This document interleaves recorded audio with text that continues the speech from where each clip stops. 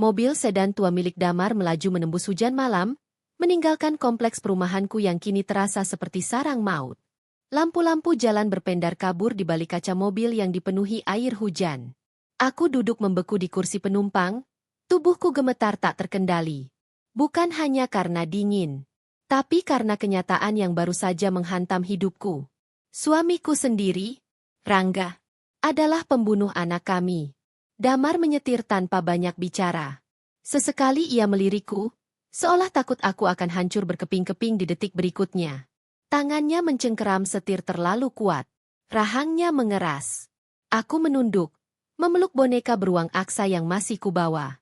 Alat perekam kecil itu tersembunyi di saku gamisku. Bukti. Satu-satunya bukti bahwa aku tidak gila.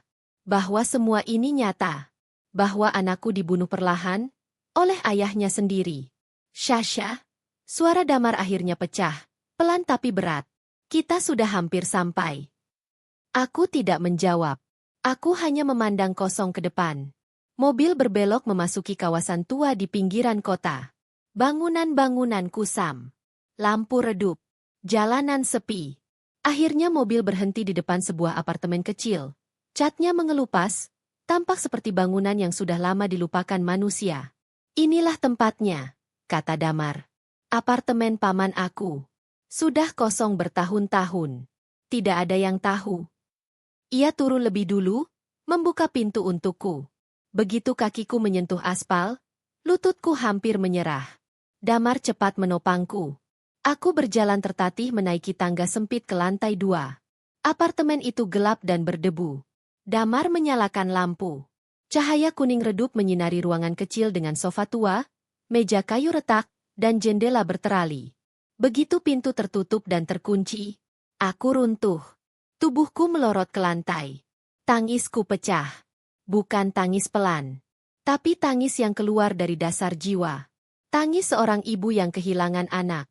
Tangis seorang istri yang baru sadar tidur bertahun-tahun di samping iblis. Aku memukul lantai. Menggigit boneka aksa.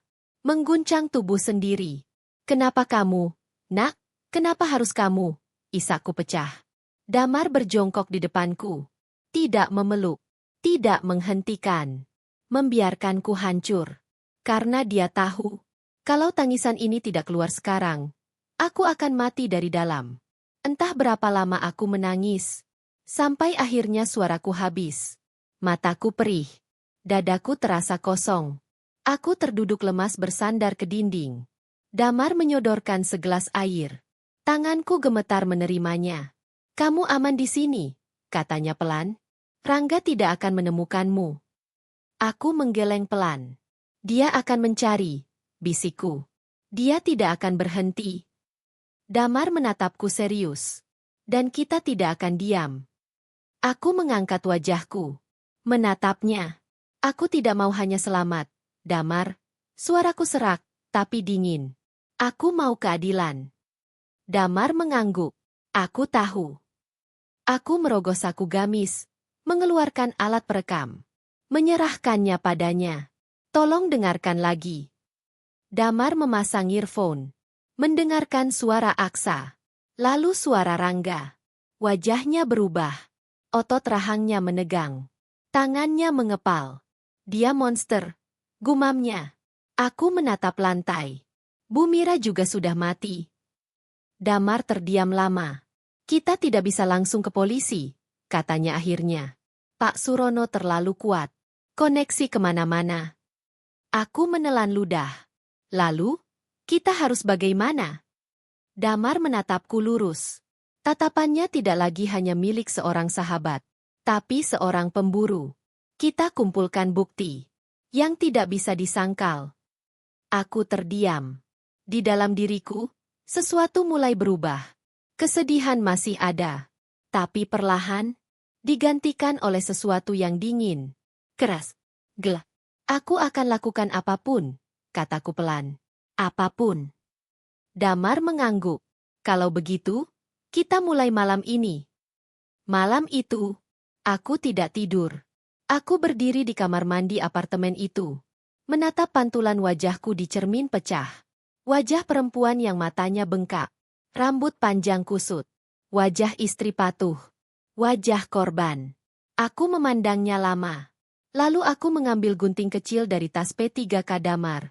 Tanganku gemetar. Seli. 2 kali. Aku potong rambutku sendiri. Helai demi helai jatuh ke wastafel. Rambut panjang yang selama ini selalu dipuji Rangga.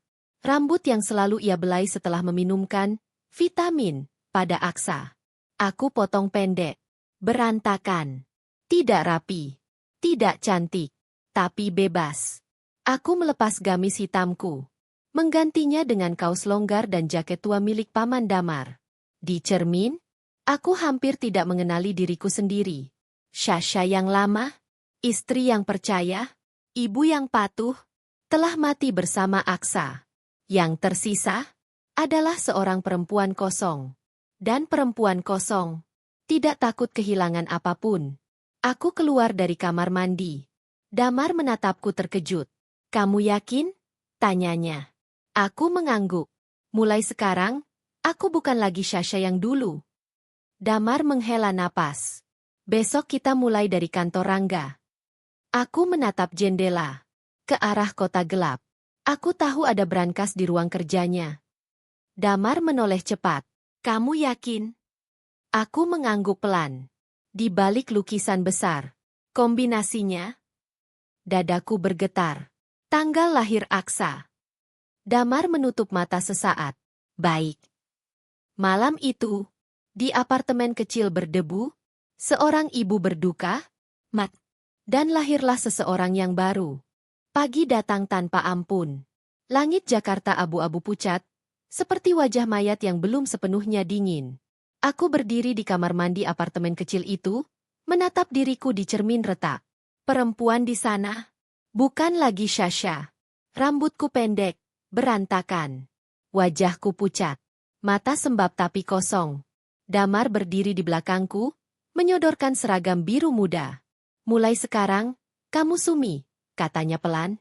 Aku menerima seragam itu. Baju cleaning service. Sedikit kebesaran. Bau deterjen murahan. Seragam orang kecil. Orang yang tidak pernah benar-benar dilihat. Aku memakainya. Damar memberiku kartu identitas palsu. Nama, Sumi. Vendor kebersihan gedung Pak Surono. Aku mengenakan jilbab instan biru tua kusam. Kacamata tebal. Sedikit bedak pucat di wajah. Tidak cantik. Tidak mencolok. Tidak berarti. Sempurna. Damar menatapku lama. "Kalau kamu berubah pikiran, kita bisa berhenti." Aku menggeleng. Kalau aku berhenti, Aksa mati sia-sia. Kami turun. Masuk ke mobil. Menuju gedung perkantoran yayasan dan perusahaan Pak Surono. Gedung tinggi berlapis kaca. Tempat Rangga bekerja. Tempat iblis itu bersembunyi di balik jas mahal dan senyum palsu. Damar memarkir mobil 2 blok dari gedung. "Kamu ingat rencana?" tanyanya. Aku mengangguk. Masuk lewat pintu belakang. Lift barang. Langsung ke lantai 12. Ruang direktur operasional. Brankas. Aku menarik napas dalam-dalam. Kakiku turun dari mobil. Untuk pertama kalinya sejak Aksa mati, aku tidak gemetar karena takut. Aku gemetar karena marah. Di pintu belakang gedung, beberapa petugas kebersihan sudah berbaris. Wajah-wajah lelah. Seragam kusam. Tak ada yang peduli siapa aku. Aku hanya angka. Satu lagi bayangan. Satpam hanya melirik kartu ID sekilas. Tidak menatap wajahku. Lift barang berderit saat naik. Bau pel. Bau cairan pembersih. Bau keringat. Tanganku menggenggam troli pel. Setiap detik terasa seperti jam. Pintu lift terbuka. Lantai 12. Karpet tebal. Sunyi. Dingin. Lorong panjang dengan pintu-pintu kantor mewah. Aku menunduk. Mendorong troli perlahan. Langkahku terasa menggema di telingaku sendiri. Jantungku berdetak keras. Aku berhenti di depan pintu besar bertuliskan Direktur Operasional, Rangga Pratama. Nama itu seperti pisau di dadaku. Aku mengeluarkan kartu akses duplikat dari saku. Damar mendapatkannya dari staf ceroboh. Aku tempelkan. Bip. Lampu hijau. Pintu terbuka. Aku masuk. Menutup pintu perlahan. Ruangan itu dingin, luas, mewah. Meja besar dari kayu mahal, sofa kulit, rak buku, dan di dinding belakang, foto keluarga kami. Aku, Rangga, Asa, tersenyum. Bahagia palsu. Aku hampir muntah. Tanganku gemetar saat mendorong troli ke dalam. Aku mengunci pintu. Lalu aku menatap lukisan abstrak besar di dinding kiri. Disitulah brankasnya. Aku menurunkannya perlahan. Debu beterbangan. Panel brankas muncul. Digital. Mengkilap. Tanganku berkeringat. Aku memasukkan kode. 0, 3, 1, 7. Bunyi klik pelan. Lampu hijau menyala. Pintu brankas terbuka. Aku menahan napas. Di dalamnya, dokumen, uang, paspor. Aku membongkar dengan tangan gemetar. Tidak ada botol racun. Tidak ada. Dadaku terasa kosong sesaat. Tapi aku tetap memotret semuanya dengan kamera kecil tersembunyi di kancing seragamku. Dokumen pemindahan aset yayasan. Rekening. Nama Rangga. Nama Pak Surono. Korupsi. Pencucian uang. Tapi bukan bukti pembunuhan. Aku mengembalikan semuanya. Menutup brankas. Menggantung kembali lukisan, miring sedikit. Lalu, aku mendengar suara langkah kaki. Tertawa. Dari lorong. Aku panik. Aku menoleh cepat. Tidak ada waktu. Aku merunduk di balik sofa besar. Menarik troli mendekat. Berpura-pura membersihkan kaki meja. Pintu terbuka. Rangga masuk. Dan seorang perempuan muda bersamanya. Cantik. Rambut panjang. Pakaian mahal. Kezia. Sekretarisnya. Selingkuhannya. Mereka tidak melihatku. Sofa tinggi menutup tubuhku. Rangga menanggalkan jasnya. Menuang minuman. Kezia duduk di tepi meja. Tertawa kecil. Aktor terbaik tahun ini ya kamu, kata Kezia sambil menyentuh lengannya. Aku hampir percaya kamu benar-benar sedih waktu pemakaman. Rangga tertawa. Tertawa lepas. Tertawa puas. Tentu saja. Air mata itu investasi. Aku menggigit bibir. Menahan suara. Kezia tertawa lebih keras. Anak itu benar-benar menghalangi hidup kita. Anak itu. Asa. Anakku. Sekarang uang warisan itu milik kita. Lanjut Rangga santai. Miliaran. Kita bebas. Kezia memeluknya. Akhirnya. Aku menutup mata. Tanganku mengepal sampai gemetar. Dan istriku yang bodoh itu? Tanya Kezia. Rangga terkekeh. Dia lemah. Paling nanti bunuh diri. Atau mati sendirian. Aku menekan paku kecil alat perekam di sakuku. Lampu merah kecil menyala. Merekam. Semua. Mereka membicarakan racun. Dokter sepupu Pak Surono. Bagaimana dosis dinaikkan? Bagaimana Aksa menjerit? Bagaimana mereka menunggu kematiannya? Dengan santai. Dengan tawa.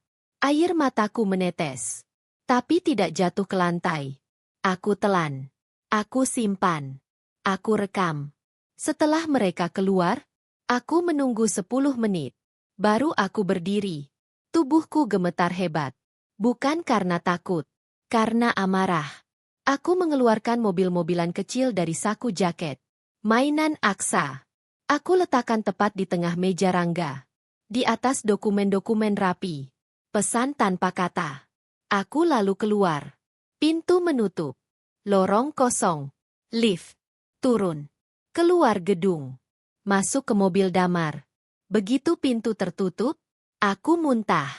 Tubuhku bergetar. Damar menatapku cemas. Apa yang kamu dengar? Aku menatap lurus ke depan. Dia menyebut kematian Aksa, investasi. Damar memukul setir. Matanya merah. Kita lanjut, katanya. Aku mengangguk. Belum selesai. Kami kembali ke apartemen saat langit mulai menggelap. Hujan tipis turun seperti kabut. Aku duduk diam di kursi penumpang, tubuhku masih bergetar. Di kepalaku, suara Rangga masih terngiang. Air mata itu investasi. Setiap kata itu seperti paku yang ditancapkan ke tengkorakku. Damar menyetir tanpa bicara selama hampir 10 menit. Lalu ia memarkir mobil di bawah gedung apartemen. "Kamu mau berhenti?" tanyanya pelan. Aku menggeleng. Kalau aku berhenti sekarang, aku akan membunuh diriku sendiri suatu hari nanti. Damar menatapku lama. Lalu mengangguk. Di apartemen, Damar langsung menyalakan laptop. Layar menyala. Deretan kode. Peta jaringan rumah Rangga muncul di monitor. "Kamu yakin sistem smart home-nya masih aktif?" tanyaku. "Dia terlalu paranoid untuk mematikannya," jawab Damar. "Kamera, lampu, AC, speaker, semuanya terhubung." Aku duduk di kursi kayu, memeluk boneka Aksa. Tanganku mengelus bulunya pelan. "Aku tidak akan menyentuh tubuhnya," kataku pelan. "Tapi jiwanya akan aku hancurkan." Damar tidak menjawab. Ia hanya mengetik. Cepat. Presisi. Jam menunjukkan pukul 23.57. 3 menit lagi, katanya. Aku menatap layar CCTV rumahku. Rumah yang dulu kupikir tempat paling aman. Sekarang, sarang monster. Di layar, Rangga tampak duduk di ruang tamu. Sendirian. Minum alkohol. Wajahnya tegang. Matanya cekung. Tangannya gemetar. Aku tahu. Dia sudah melihat mobil-mobilan itu di meja kerjanya. Aku tahu pikirannya sudah mulai retak. Jam menunjukkan pukul 00. Damar menoleh padaku. "Kamu siap?" Aku mengangguk. Lampu ruang tamu rumah Rangga mulai berkedip. Pelan. Lalu cepat. Rangga mengangkat kepala. Menatap lampu gantung. Wajahnya kaku. Ia berdiri. Menekan saklar. Lampu mati. Lalu menyala lagi sendiri. Rangga memaki. Menendang kursi. "Bajingan." Damar menurunkan suhu AC kamar utama ke 16 derajat. Di kamera kamar tidur, Rangga menggigil. Menarik selimut. Menggerutu. "AC sialan?" Lalu, Damar menekan satu tombol lagi. Speaker kecil di langit-langit kamar aktif. Suara pelan, nyaris seperti angin. Lalu jelas. Suara anak kecil. "Heh!" Aku menutup mata. Itu suara Aksa. Rekaman lama saat dia tertawa. Rangga membeku. Duduk tegak. Menoleh ke kiri. Ke kanan. "Kezia." Tidak ada jawaban. Suara itu berhenti. Rangga terengah. Meneguk minuman keras. Berusaha menenangkan diri. Di apartemen, aku gemetar. Air mata menetes diam-diam. "Aksa," bisikku. "Maafkan ibu." Malam kedua. Kami ulangi. Tapi lebih dekat. Suara langkah kaki kecil di koridor. Bunyi mainan jatuh. Pintu kamar terbuka sendiri. Rangga mulai berteriak. Melempar gelas. Menuduh pembantu. Menuduh Kezia. Menelepon satpam. Tidak ada apa-apa. Malam ketiga. Kami lebih kejam. Rangga mandi. Air mengalir. Uap memenuhi kamar mandi. Speaker kamar mandi aktif. Suara Aksa. Bukan tertawa. Tapi merintih. "Ayah, perutku sakit. Obatnya pahit. Ayah, aku mau muntah." Rangga menjerit. Menjatuhkan sabun. Terpeleset. Jatuh keras ke lantai. Kepalanya membentur dinding. Ia merangkak keluar kamar mandi hanya pakai handuk. Menangis. Menjerit. "Mira." "Aksa?" Ia memukul dinding. Menendang pintu. Menelepon Kezia. Maki-maki. Menuduh. "Ini pasti kamu. Kamu yang mau buat aku gila." Kezia menangis di telepon.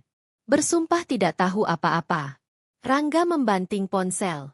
Aku menatap layar. Tanganku gemetar hebat. "Cukup," bisik Damar. Aku menggeleng. "Belum." Hari demi hari, Rangga berubah. Tidak tidur. Tidak makan. Mata merah. Tangan gemetar. Berteriak sendiri. Berbicara dengan bayangan. Pekerja rumah tangga keluar satu persatu. Kezia jarang datang. Pak Surono mulai menjauh. Mereka mulai saling curiga. Saling takut. Dan di tengah kegilaan itu, kami menyiapkan panggung terakhir. Damar menunjukkan undangan digital di laptop. Gala donasi Yayasan Surono. Acara penghargaan. Judul, Ayah Teladan di Tengah Duka. Nama Rangga tercetak besar. Aku tertawa pelan. Tertawa tanpa suara. Air mata mengalir. Mereka akan memberi mahkota pada iblis, kataku. Damar menatap layar. Kita akan meruntuhkannya di depan semua orang. Aku mengangguk. Di depan dunia. Malam itu turun dengan lambat. Langit Jakarta hitam mengkilap seperti kain beludru basah.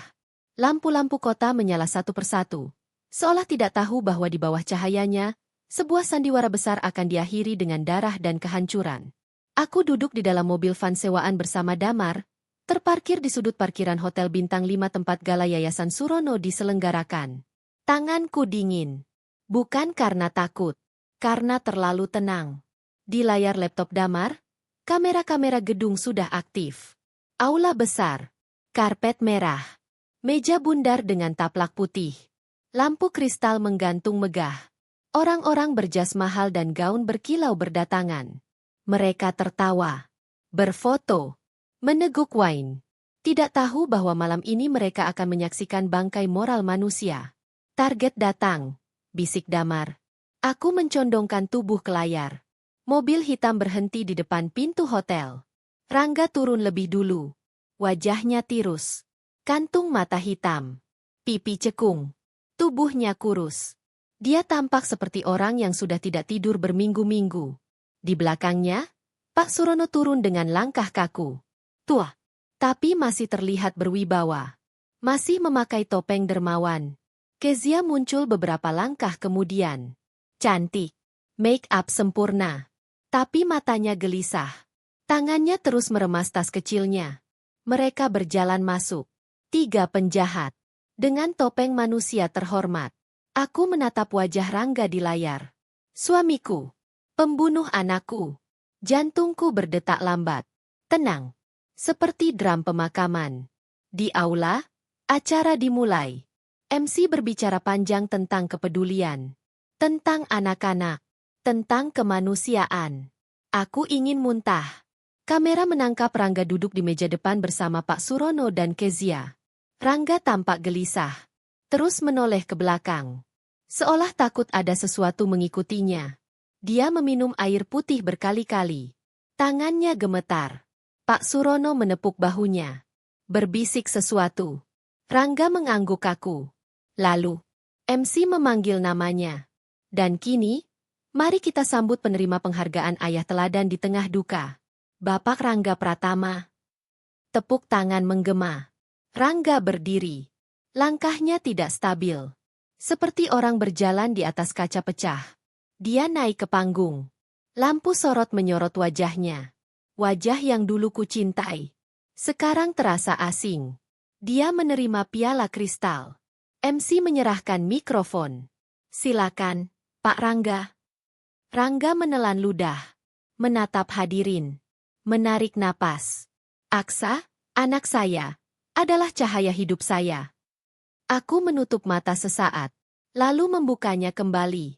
Sekarang, kataku pelan. Damar menekan satu tombol. Layar besar di belakang Rangga berkedip. Suara bas statis memekakan. Gambar Aksa yang seharusnya muncul. Digantikan layar hitam. Tulisan merah perlahan muncul. Seperti ditulis darah. Aku tahu apa yang kalian lakukan. Ruang aula membeku. Rangga berhenti bicara. Menoleh ke belakang. Wajahnya pucat. Suara rekaman langsung diputar. Suara Rangga sendiri. Jelas. Tanpa distorsi. Anak penyakitan itu hanya menghabiskan uang. Racunnya sudah kubuang. Kita menang. Lalu suara Kezia tertawa. Kamu luar biasa, Rangga. Jeritan terdengar. Beberapa tamu berdiri. Ada yang menutup mulut. Ada yang menjatuhkan gelas. Kezia menjerit. Tasnya jatuh. Dia menutup wajah. Pak Surono berdiri. Tubuhnya gemetar. Wajahnya memerah. Rangga berteriak ke mikrofon. Ini bohong. Rekayasa. Tapi suaranya tenggelam oleh kegaduhan. Para tamu berteriak. Wartawan mengangkat kamera. Flash menyala seperti badai cahaya. Rangga panik. Menoleh ke arah Pak Surono. Matanya penuh ketakutan. Di tengah kekacauan, Pak Surono memberi isyarat halus pada kepala keamanan. Isyarat untuk menyingkirkan Rangga. Bukan melindungi. Rangga melihat itu. Dia mengerti bahwa dia akan dijadikan kambing hitam. Wajahnya berubah liar. Dia menunjuk Pak Surono. Berteriak histeris. Kamu yang menyuruh aku. Ruangan semakin kacau. Kamu yang merencanakan pembagian warisan itu. Jangan pura-pura suci, Surono. Kamera merekam semuanya. Wartawan menjerit kegirangan. Pak Surono terduduk. Kezia menangis keras. Aku menatap layar. Senyum kecil muncul di bibirku. Tidak bahagia. Tidak puas. Hanya dingin. Umpan dimakan, kata Damar pelan. Aku mengangguk. Dan perang baru dimulai. Di layar, Rangga ditarik turun dari panggung oleh keamanan. Dia meronta. Berteriak. Menyebut namaku. Aku mematikan suara laptop. Aku bersandar di kursi van. Menutup mata. Aksa. Malam ini, dunia tahu. Malam itu, setelah layar aula hotel berubah menjadi neraka terbuka, kekacauan tidak berhenti. Di monitor laptop Damar, kami melihat Rangga berlari keluar dari pintu belakang hotel. Jasnya sudah tidak rapi. Rambutnya basah oleh keringat. Wajahnya pucat seperti orang yang baru melihat kematian. Puluhan wartawan mengejar. Lam. Teriakan. Tapi Rangga lebih cepat. Dia menghilang ke dalam gang belakang hotel. Dia lolos. Gumam Damar. Aku menatap layar. Mataku tidak berkedip. Dia tidak akan jauh. Sementara itu, Pak Surono masih di aula. Dikepung wartawan. Ditanya. Dihujani mikrofon. Dia berusaha tersenyum. Mengaku tidak tahu. Mengatakan Rangga sedang trauma. Bahwa itu semua fitnah. Tapi tangannya gemetar. Wajahnya abu-abu. Aku tahu. Ketakutan sudah masuk ke tulangnya. Di mobil van, Damar mengeluarkan 2 ponsel kecil dari tas. Burner phone. Tidak terdaftar. Tidak bisa dilacak. Sekarang bagian kita, katanya. Aku mengangguk. Pesan pertama dikirim ke Pak Surono. Dari nomor yang kami samarkan sebagai nomor Rangga. Isinya pendek. Dingin. Aku punya salinan dokumen asli pengalihan aset yayasan. Kalau kau tidak membantuku keluar dari kota malam ini dan mentransfer bagianku, besok semua dokumen ini sampai ke kejaksaan. Temui aku di gudang logistik lama pelabuhan jam 2. Datang sendiri. Atau kita hancur bersama. Damar menekan kirim. Kami menunggu. Tidak sampai 5 menit, tanda centang biru muncul. Dibaca. Pak Surono menelan umpan. Pesan kedua dikirim ke Rangga. Dari nomor berbeda. Mengaku sebagai orang kepercayaan Pak Surono. Isinya lebih halus. Lebih manipulatif. Pak Surono ingin berdamai. Situasi di hotel di luar kendali. Tapi beliau masih bisa menyelamatkan Bapak. Kapal sudah disiapkan ke Singapura malam ini. Bawa semua bukti untuk dimusnahkan. Temui di gudang logistik pelabuhan jam 2. Polisi sudah mulai bergerak. Aku membayangkan Rangga membaca pesan itu. Sendirian. Ketakutan. Paranoid. Putus asa. Mencari satu-satunya jalan keluar. Aku tahu. Dia akan datang. Dia selalu pengecut. Jam menunjukkan pukul 00.47. Kami bergerak menuju pelabuhan. Hujan kembali turun. Lebat. Seperti langit ikut menangis. Gudang logistik tua berdiri di pinggir pelabuhan. Besi karatan. Dinding seng berlubang. Lampu jalan temaram. Angin laut membawa bau asin bercampur karat. Kami masuk lewat ventilasi rusak di lantai 2. Damar bergerak cepat. Memasang kamera kecil di beberapa sudut. Menghubungkannya ke siaran langsung privat. Terhubung ke server kepolisian. Ya, kali ini, kami melibatkan polisi. Damar sudah menghubungi temannya di reserse. Memberi bukti awal. memberi lokasi. Kami hanya perlu pengakuan. Pengakuan yang keluar dari mulut mereka sendiri. Jam menunjukkan pukul 28. Lampu mobil menyorot debu di depan gudang. Sebuah sedan hitam berhenti. Pak Surono turun. Membawa koper kecil. Dua pria besar turun juga. Pengawal. Pak Surono memberi isyarat. Mereka menunggu di luar. Dia masuk sendiri. Langkahnya berat. Tangannya terus berada di balik jas. Aku yakin, dia membawa pistol. Di lantai 2, aku menahan napas. Keringat dingin mengalir di punggungku. Jam menunjukkan pukul 2.14. Pintu gudang kembali berderit. Rangga muncul dari gelap. Penampilannya mengenaskan. Kemeja kusut. Wajah kotor. Rambut acak-acakan. Matanya liar. Seperti binatang buruan. Dia mendekat perlahan. Suara mereka menggema di ruangan kosong. Mana kapalnya? Tanya Rangga serak. Pak Surono tertawa kecil. Tawa kering. Kapal. Dia meludah ke lantai. Kau pikir setelah kau menghancurkan namaku di hotel, aku akan membiarkanmu hidup? Rangga membeku. Apa? Maksudmu? Kau liabilitas, kata Pak Surono dingin. Beban. Kesalahan yang harus dihapus. Rangga mundur selangkah. Tapi pesan itu? Aku tidak mengirim pesan apapun. Rangga terdiam. Lalu tertawa histeris. Jadi kau mau membunuhku, seperti kita membunuh Aksa? Jantungku berhenti sesaat. Aku menggenggam pagar besi lantai 2. Tanganku gemetar. Pak Surono membentak. Kau yang meracuni anak itu. Jangan bawa namaku. Rangga berteriak. Kau yang mengenalkan aku pada racun itu. Kau yang menyuruh dosisnya dinaikkan. Kau butuh uang untuk nutup hutang judimu. Semua terdengar jelas. Kamera merekam. Audio tersimpan. Mereka saling mengaku. Setiap dosa. Setiap detail. Setiap motif. Damar menatapku. Memberi isyarat jempol. Polisi sudah mendengar. Pak Surono mencabut pistol. Mengarahkannya ke kepala Rangga. Cukup. Aku menahan napas. Tapi sebelum pelatuk ditarik, sirene meraung. Lampu biru merah menembus dinding seng. Suara megafon. Polisi. Jatuhkan senjata. Pak Surono terkejut. Rangga menerjang. Mereka berguling. Pistol terlempar. Rangga memukul Pak Surono brutal. Pak Surono pingsan. Rangga menoleh ke atas.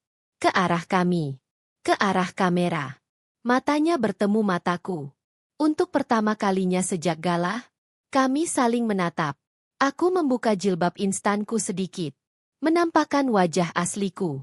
Bukan Sumi. Bukan penyamar. Tapi Sasha. Istrinya. Ibu Aksa. Rangga berteriak. Sasha. Suara binatang terluka. Dia lari ke tangga besi. Menaik. Menuju kami.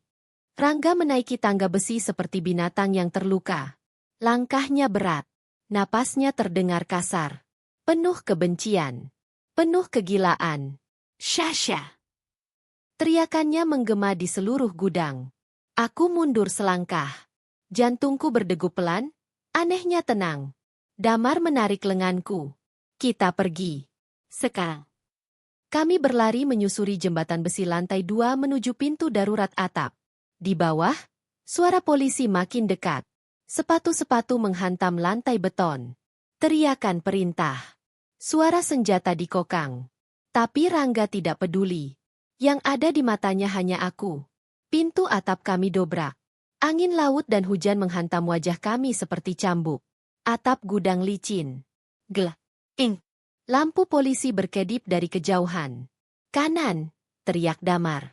Kami berlari menuju tangga darurat di sisi gedung. Langkah Rangga semakin dekat. Besi beradu. Napasnya mengaum. Tiba-tiba. Brak. Rangga mengayunkan batang besi panjang. Menghantam lengan Damar. Terdengar bunyi retakan mengerikan. Damar menjerit. Tubuhnya terhempas ke atap. Damar! Aku berteriak. Aku berbalik. Tapi tangan Rangga sudah mencengkeram jilbabku. Menariknya kasar. Aku terjatuh. Kepalaku membentur lantai atap. Rasa panas menjalar di kulit kepalaku. Rangga menyeretku ke tepi atap. Di bawah, laut hitam bergelombang. Lampu kapal jauh berkelip seperti mata monster. Dia menodongkan besi ke leherku. Polisi muncul dari pintu atap. Mengangkat senjata. Maju satu langkah lagi. Dia mati. Teriaknya serak. Tangannya gemetar. Napasnya panas di telingaku. Aku bisa mencium bau darah dan alkohol dari tubuhnya. Hujan menampar wajahku. Menyamarkan air mataku. Kau pikir kau menang? Bisiknya di telingaku. Kita akan mati bersama, sekeluarga. Aku berbisik balik. Kau bukan ayah Aksa. Dia menggeram. Tangannya mencekik leherku. Lalu menyeretku turun ke tangga darurat. Menuju belakang gudang. Ke arah dermaga gelap. Di sana, sebuah SUV tua terparkir. Dia melemparkanku ke kursi penumpang. Menodongkan pecahan kaca ke leherku. Memborgol tanganku ke pegangan atas pintu dengan dasinya sendiri. Dia masuk ke kursi pengemudi. Menyalakan mesin. Menabrak pagar kawat. Sirene polisi meraung di belakang kami. Mobil melaju gila. Lampu merah diterobos. Mobil lain diserempet. Tubuhku terlempar ke kiri dan kanan. Kau tidak akan lolos, Rangga, teriakku. Dia tertawa seperti orang kerasukan. Aku tidak akan kembali miskin. Mobil kami memasuki jembatan layang yang sedang diperbaiki. Jalan licin. Pembatas beton di kanan kiri. Di depan, barikade polisi. Lampu sorot menyilaukan. Rangga membanting setir. Ban berdecit. Mobil berputar. Brak. Kami menghantam pembatas. Kaca pecah. Asap mengepul. Tubuhku terhempas. Kepalaku berdarah. Rangga terjepit di kursinya. Tapi masih sadar. Dia tertawa. Menyeretku keluar mobil. Ke tepi jembatan. Sungai hitam mengalir deras di bawah. Dia menempelkan pecahan kaca ke nadiku. Polisi mengepung. Satu langkah lagi. Dia mati. Aku tidak lagi takut. Aku hanya melihat wajah Aksa. Wajah Bu Mira. Aku menoleh perlahan. Menatap mata Rangga. Dan aku tahu. Ini akhir. Aku menggigit lengannya sekuat tenaga. Darah terasa asin di mulutku. Dia menjerit. Genggamannya longgar. Aku menendang kaki kanannya, yang sudah cedera. Bunyi retakan mengerikan. Rangga jatuh. Polisi menerjang. Tembakan peringatan. Dia diborgol. Darah mengalir. Aku jatuh berlutut. Petugas menarikku menjauh. Selimut oranye menyelimuti tubuhku. Damar dibawa dengan tandu. Lengan kirinya patah. Tapi dia hidup. Rangga dibawa pergi. Matanya menatapku. Kosong. Aku tidak ingat bagaimana kakiku melangkah menjauh dari jembatan itu. Yang kuingat hanya cahaya lampu ambulans yang menyilaukan mata. Suara radio polisi yang saling bersahutan. Hujan yang masih turun, dingin dan tanpa ampun. Dan wajah Rangga, yang terakhir kali menatapku dengan tatapan kosong seorang pria yang sadar hidupnya telah berakhir. Petugas medis menuntunku ke dalam ambulans. Selimut termal oranye menyelimuti tubuhku. Tangan-tangan asing memeriksa leherku, membersihkan darah yang mengalir dari luka goresan kaca. Bu, ibu dengar saya? Tanya seorang paramedis. Aku mengangguk pelan. Tenggorokanku perih. Kepalaku berdengung. Di ambulans sebelah, Damar dibaringkan di atas tandu. Lengannya dibebat. Wajahnya pucat, tapi matanya terbuka. Saat dia melihatku, dia mengangkat tangan kanannya sedikit. Aku menahan air mata. Aku di sini, bisikku. Ambulans melaju. Sirene meraung menembus malam. Di rumah sakit Polri, kami dipisahkan. Aku dibawa ke ruang observasi. Damar ke ruang operasi kecil untuk menangani lengannya yang retak. Dokter membersihkan lukaku. Menjahit bagian kecil di leher. Memeriksa kepalaku yang terbentur. Beruntung, hanya luka ringan, kata dokter. Aku mengangguk. Di luar ruang perawatan, polisi mondar-mandir. Wajah mereka serius. Kasus ini sudah menjadi besar. Media sudah mencium baunya. Sekitar 1 jam kemudian, seorang perwira datang. Bu Shasha, kami perlu keterangan resmi besok pagi. Tapi untuk sekarang, pelaku utama sudah diamankan. Aku menatap lantai. Rangga. Iya. Dan Pak Surono juga. Keduanya ditahan. Dadaku tidak terasa lega. Tidak senang. Tidak puas. Yang ada hanya kosong. 2 hari kemudian, seluruh negeri gempar. Berita menampilkan wajah Rangga dan Pak Surono di layar televisi. Dalang pembunuhan anak kandung korupsi yayasan ditangkap. Wajah Rangga bengkak. Puc. Kepalanya diperban. Kakinya diimobilisasi. Pak Surono tampak lebih buruk. Duduk di kursi roda. Mulutnya mencong ke satu sisi. Tangannya gemetar. Tekanan darahnya melonjak saat ditangkap. Dia terkena stroke ringan, yang kemudian berkembang menjadi stroke berat. Separuh tubuhnya lumpuh. Bicaranya peloh. Pria yang dulu pandai berpidato, kini hanya bisa mengerang. Kezia ditangkap di bandara. Saat hendak kabur membawa perhiasan dan uang tunai. Dia menangis. Berteriak tidak tahu apa-apa. Tapi bukti terlalu banyak. Rekaman. Dokumen. Transaksi. Pengakuan di gudang. Semuanya menutup mulutnya. Seminggu kemudian, aku dipanggil ke rumah sakit penjara untuk memberikan kesaksian tambahan. Aku berjalan melewati lorong panjang yang dingin. Dinding putih. Bau antiseptik. Sepatu petugas berderap di belakangku. Seorang polisi membuka pintu kamar isolasi. Silakan, Bu. Aku berdiri di depan kaca kecil di pintu. Di dalam, Rangga duduk di kursi roda. Tubuhnya kurus. Wajahnya cekung. Jenggot tak terurus. Matanya kosong menatap dinding. Dia tampak seperti bayangan manusia. Bukan lagi suamiku. Bukan lagi siapa-siapa. Saat dia menyadari kehadiranku, kepalanya bergerak pelan. Mata kami bertemu. Matanya berkaca-kaca. Bibirnya bergetar. Mungkin ingin bicara. Mungkin ingin minta maaf. Mungkin ingin memohon. Aku tidak membuka pintu. Aku hanya menatapnya dari balik kaca. Lem. Tanpa ekspresi. Tanpa amarah. Tanpa air mata. Hanya dingin. Lalu aku berbalik. Pergi. Di belakangku, aku mendengar isak tertahan. Tapi aku tidak menoleh. 3 hari setelah itu, kabar lain datang. Infeksi di kaki Rangga menyebar cepat. Luka terbuka akibat tembakan dan benturan mobil tercemar air kotor. Gang. Dokter tidak punya pilihan. Kaki kanannya diamputasi. Saat sadar dari operasi, Rangga menjerit seperti binatang disembelih. Dia memukul ranjang. Menangis. Memanggil nama Aksa. Memanggil namaku. Tapi tidak ada yang datang. Pak Surono semakin memburuk. Stroke keduanya menghantam. Mulutnya miring. Air liur menetes. Dia tidak bisa berjalan. Tidak bisa berbicara jelas. Hanya menatap langit-langit sel. Hartanya dibekukan.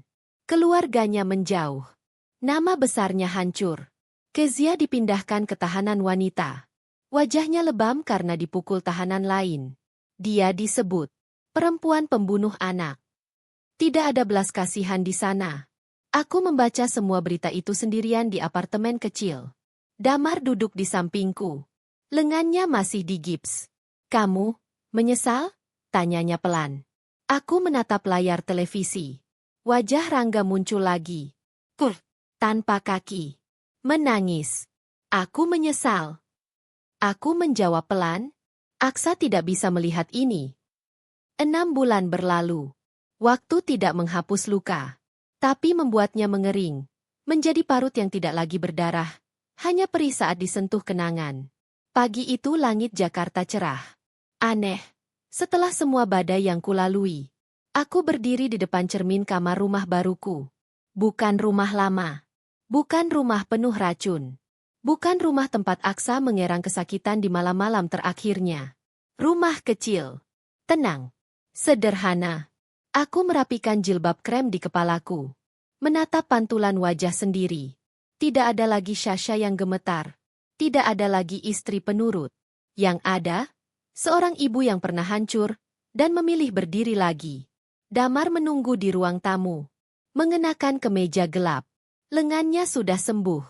Bekas retak tinggal kenangan. Kita berangkat? Tanyanya pelan. Aku mengangguk. Hari ini, hari vonis. Gedung pengadilan penuh. Wartawan. Aktivis perlindungan anak. Mahasiswa hukum. Masyarakat umum. Semua ingin melihat akhir cerita monster yang membunuh darah dagingnya sendiri. Aku duduk di bangku depan. Tangan Damar menggenggam tanganku erat. Pintu samping terbuka. Rangga masuk, didorong dengan kursi roda. Tubuhnya kurus kering. Wajahnya pucat seperti mayat hidup. Kaki kanannya tidak ada. Kosong di balik selimut. Kepalanya tertunduk. Tidak berani menatap siapapun. Pak Surono tidak hadir. Diwakili pengacara. Tubuhnya sudah terlalu rusak untuk duduk di ruang sidang. Kezia duduk di kursi terdakwa lain. Wajahnya kusam. Mata cekung. Tidak ada lagi jejak wanita glamor. Jaksa membacakan tuntutan panjang. Tentang racun. Tentang warisan. Tentang pembunuhan berencana terhadap anak di bawah umur. Tentang pembunuhan saksi. Tentang korupsi yayasan. Tentang jaringan kejahatan. Ruang sidang hening. Hakim ketua, seorang wanita paruh baya, menatap Rangga lama sebelum membuka map putusan. Suaranya tegas, tanpa getar. Menimbang bahwa terdakwa secara sah dan meyakinkan melakukan pembunuhan berencana terhadap anak kandungnya sendiri. Aku menutup mata. Mendengar napas sendiri. Dengan motif penguasaan harta. Tanganku gemetar. Dan tidak ditemukan satupun hal yang meringankan. Ruangan menahan napas. Majelis hakim menjatuhkan hukuman, pidana mati. Suara palu diketuk. 3. Gedung pengadilan bergemuruh. Teriakan. Allahu Akbar. Rangga menjerit. Tubuhnya gemetar hebat di kursi roda. Dia menangis keras. Memukul dadanya sendiri. Mulutnya mengucap namaku. Namanya Aksa. Tapi aku tidak bergerak. Tidak bangkit. Tidak mendekat. Aku hanya duduk, diam. Pak Surono divonis penjara seumur hidup. Tanpa remisi. Kezia divonis 20 tahun. Hukum telah berbicara. Beberapa bulan kemudian, aku menggunakan seluruh uang warisan ayahku. Uang yang dulu menjadi alasan Aksa dibunuh. Aku tidak menyentuhnya untuk hidup mewah. Aku membangun sesuatu. Sebuah tempat. Di pinggir kota. Bangunan 2 lantai. Dinding warna pastel. Halaman luas. Ayunan. Perosotan. Taman kecil. Di gerbang tertulis, Rumasa. Pusat Perlindungan Pendidikan Anak Korban Kekerasan. Aku berdiri di depan papan itu lama. Menahan tangis. Anak-anak berlari di halaman. Tertawa. Berteriak. Hidup. Di dalam gedung utama, terpajang 2 foto besar. Aksa, tersenyum memegang piala lomba lari. Dan foto Bumira, guru yang mati karena berani melawan. Ini rumahmu sekarang, nak, bisikku dalam hati. Sore itu, aku pergi ke pemakaman. Makam Aksa dan Bumira berdampingan. Di bawah pohon Kamboja. Angin lembut. Langit jingga. Aku berjongkok. Menyentuh batu nisan Aksa. Ibu sudah menepati janji. Suaraku bergetar. Mereka sudah dihukum. Uangmu, jadi rumah untuk anak-anak lain. Aksa tidak sakit lagi sekarang. Air mataku jatuh satu. Lalu berhenti. Aku menunduk lama. Lalu berdiri.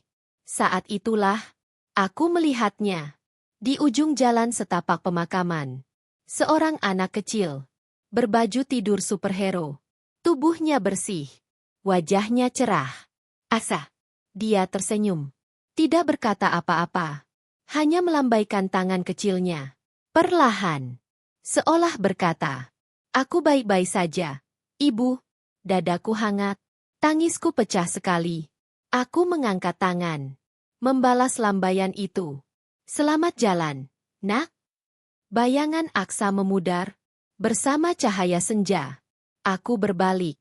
Damar berdiri beberapa langkah di belakangku. Tersenyum lembut. Kami berjalan meninggalkan makam. Meninggalkan masa lalu. Di depan, lampu kota mulai menyala. Hidup belum selesai. Dan aku bukan lagi korban. Aku Sasha, ibu Aksa, wanita yang selamat.